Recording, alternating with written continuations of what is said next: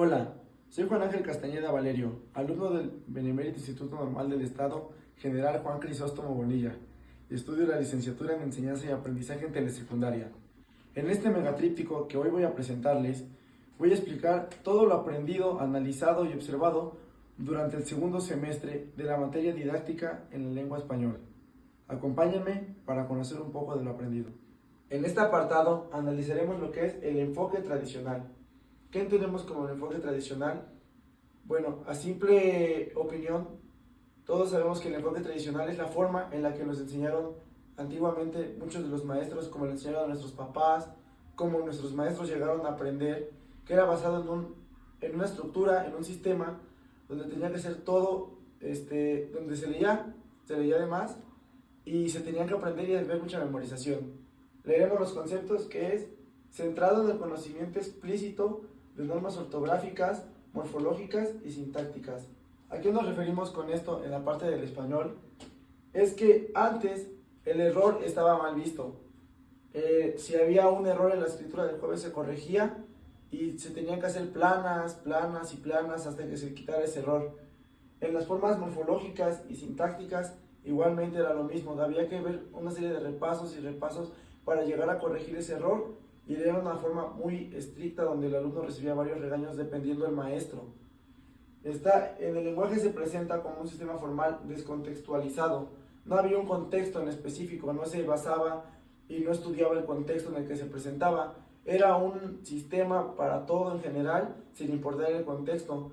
Tal vez había alumnos que no sabían leer, pero el profe los obligaba a aprender rápido para que entendieran y no se perdiera la orientación que llevaban todos los demás alumnos. Era evaluación rígida en la corrección mecánica. Como mencioné anteriormente, se corregía mecánicamente, como por ejemplo en la escritura, como dije anteriormente, se hacía a través de planas y repeticiones. En la lectura eran lecturas grandes y repetir hasta que el alumno aprendiera a leer y tuviera un mejor razonamiento al momento de escribir textos o comprensión lectora. Aquí tenemos una frase que es de América Castro que dice: la gramática no enseña a hablar ni a escribir, lo mismo que la mecánica no enseña a montar la bicicleta. ¿Qué nos quiere decir esto? Que aunque nosotros tengamos una mecánica y tengamos una constante, no podemos llegar a aprender a leer rápidamente, o no puedes llegar a aprender a leer, porque simplemente eso es un hábito que tienes.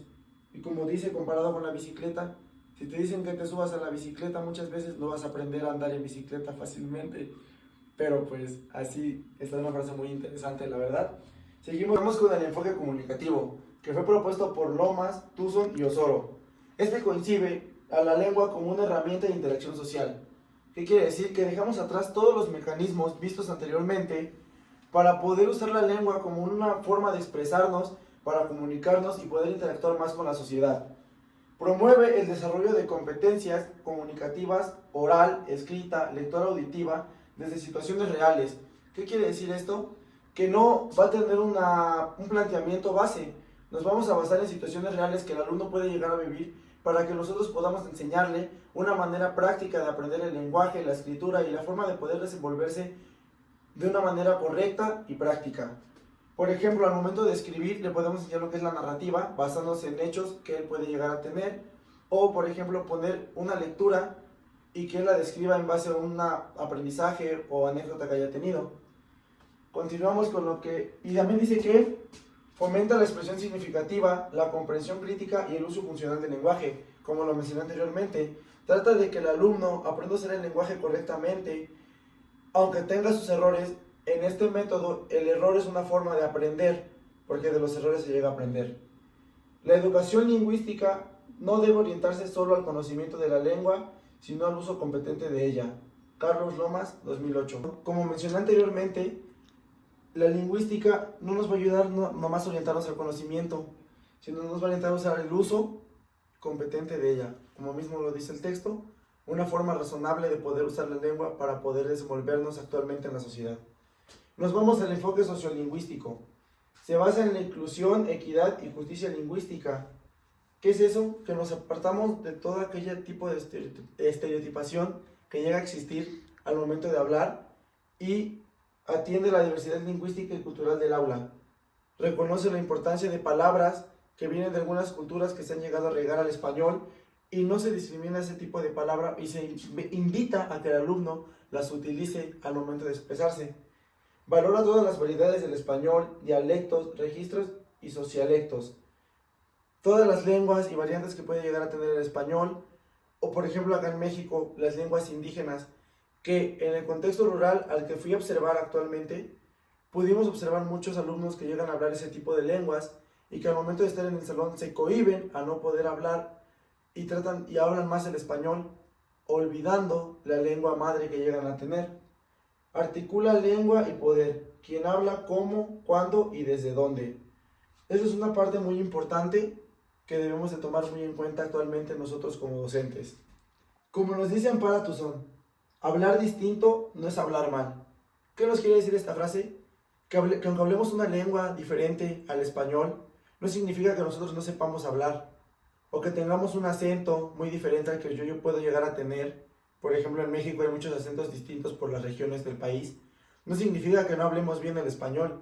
Es parte de nuestra identidad al momento de hablar y no debe de ser un símbolo de burla. Debe de ser algo de aprender porque al momento de convivir con muchas personas de otras regiones podemos aprender palabras que tal vez tengan un significado diferente al que puede llegar a tener acá.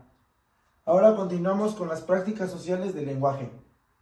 Estas son planteadas en el currículo de la SEP y son actividades cotidianas que involucran leer, escribir, hablar y escuchar en contextos reales. ¿Qué queremos decir con esto? Que ya nos basamos en el contexto en el que el alumno se puede llegar a encontrar durante su estancia en la escuela o en la institución y que puede llegar a vivir durante el aula. Por ejemplo, al leer, tal vez podemos encontrar alumnos que no puedan tener una articulación rápida al momento de leer o que lleguen a tener mala comprensión lectora, que no puedan escribir bien, que tengan muchas faltas de ortografía. Y nos debemos de informar de cuál puede ser la razón por cual él no puede tener una lectura fluida, una escritura con una ortografía correcta. Entonces nos tenemos que indagar cómo encontrar una solución contextualizada al momento de que el alumno va aprendiendo, porque todos aprendemos de maneras diferentes. Un ejemplo podría ser elaborar carteles comunitarios, analizar canciones, crear podcasts o boletines escolares. Estos ejercicios pueden ayudar a que el alumno pueda mejorar la manera en que comprende un texto, la manera en que escribe, pueda aprender a las acentuaciones y no va a ser de una manera estricta ni de una manera rígida. Va a ser de una manera en la que el alumno se sienta cómodo, se divierta y aprenda y no solamente sea leer o escribir planas y escribir textos y cuartillas y cuartillas. Como dice Carlos Lomas, enseñar lengua es enseñar a actuar en la realidad a través del lenguaje. Seguimos con las teorías fundamentales. El estructuralismo de Saussure distingue la lengua como un sistema mencionado anteriormente que llega a tener características estrictas que no se pueden mover y al habla como el uso. ¿Qué queremos decir con esto? Nosotros al aprender la lengua, que es el sistema, usamos el habla como nuestro método para poder expresar todo aquello que estamos aprendiendo de ese sistema, que es rígido y se centra en la enseñanza en estructuras fijas. La pragmática y competencia comunicativa de Himes y Holiday. Es el lenguaje como herramienta situada en contextos sociales.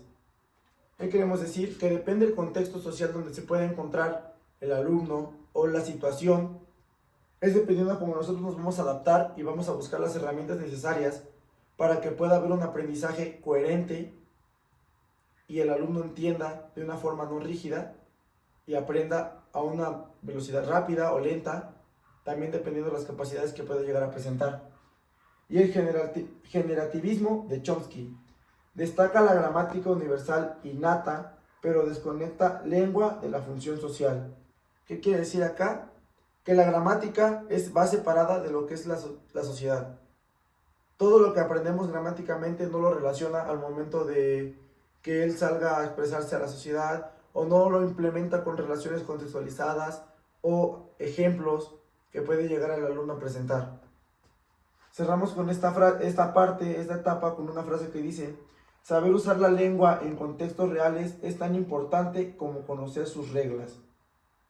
Esta frase es de Del Himes y nos quiere decir que cuando nosotros conocemos todas las reglas de la gramática, de la forma en que debemos expresarnos, de cómo comunicarnos, cómo hablar, modular el vocablo, la entonación que le debemos dar a las palabras, es muy importante, al igual que nosotros lo utilizamos en los contextos reales. Porque ¿de qué me sirve que yo puedo leer un texto, lo comprendo, si no puedo yo expresarme bien ante las personas? O si soy muy reservado, o no tengo la modulación correcta al momento de convivir, o no sé yo.